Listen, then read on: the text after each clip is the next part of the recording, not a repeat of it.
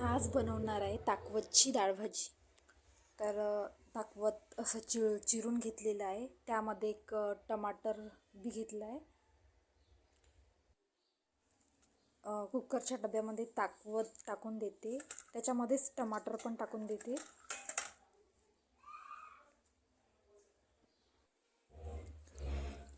त्याच्यानंतर डाळ पण टाकते त्याच्यामध्ये, म्हणजे ताकवत आणि डाळ मिक्स शिजवून घेते, जशी पालकची डाळ भाजी शिजवते त्या पद्धतीने.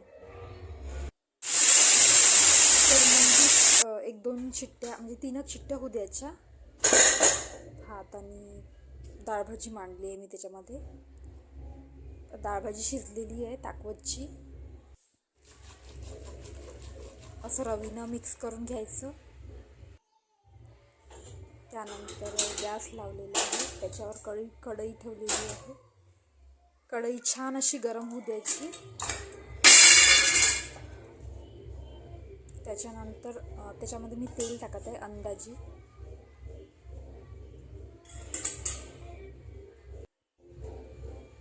तेल छान गरम झाल्यावर त्याच्यामध्ये एक तमालपत्र टाकते. त्याच्यानंतर थोडंसं जिरं, त्याच्यानंतर कांदा छान असा म्हणजे शिजू द्यायचा. त्याच्यानंतर मिक्स करून घ्यायचं.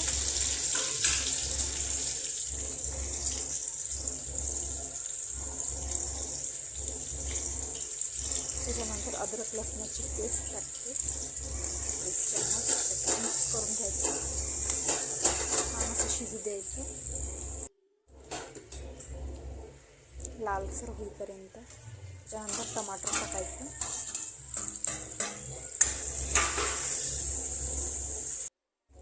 टमाटरवरच थोडंसं मीठ टाकायचं, म्हणजे चवीनुसार मीठ टाकून द्यायचं, म्हणजे टमाटर शिजून जाते.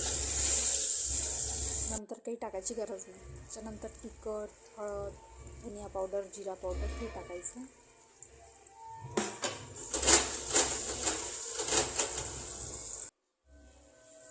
त्याच्यानंतर डाळ भाजी टाकायची, जे शिजवलेली होती ना ती कुकरमधली. त्याच्यामध्ये थोडंसं पाणी टाकून मिसळून घ्यायचं. त्याच्यानंतर काळा मसाला टाकला थोडासा चवीनुसार.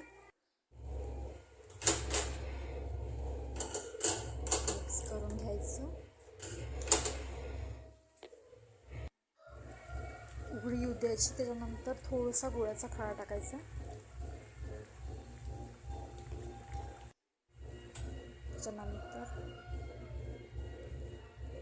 थोडीशी कोथिंबीर टाकायची आणि थोडासा काळा मसाला टाकायचा. नंतर झाली ताकवतची डाळ भाजी.